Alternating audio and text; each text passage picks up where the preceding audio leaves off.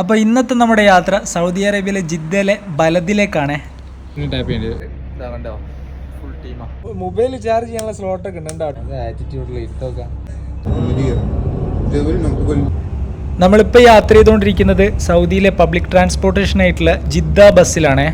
ഇതിന് 3.5 റിയാലാണ് ചാർജ് വരുന്നത്. നമുക്ക് എത്ര ദൂരം വേണമെങ്കിലും പോകാൻ പറ്റും. ഇതിവിടുത്തെ ബസ് സ്റ്റോപ്പാണ് കേട്ടോ, AC ബസ് സ്റ്റോപ്പ്. എങ്ങനെയുണ്ട്? അടിപൊളിയല്ലേ? നമ്മളിങ്ങനെ റോഡ് സൈഡിലെ കാഴ്ചകളൊക്കെ കണ്ട് അങ്ങനെ പോയിക്കൊണ്ടിരിക്കുകയാണ്. ഷെറഫിയ വഴിയാണ് ബലദിലേക്ക് പോകുന്നത്. നമ്മൾ ബലദിനോട് അടുത്തുകൊണ്ടിരിക്കുകയാണ്.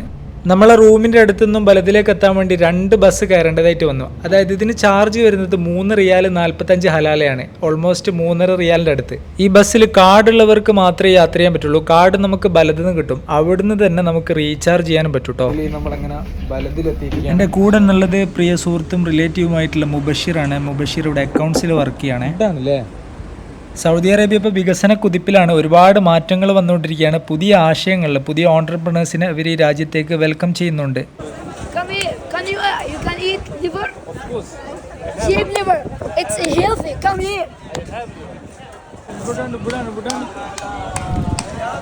ഇത് ബലദിലൊരു സ്ട്രീറ്റ് ഫുഡിൻ്റെ ഏരിയ ആണ്. നല്ല വൈബുള്ളൊരു ഏരിയ ആണ്.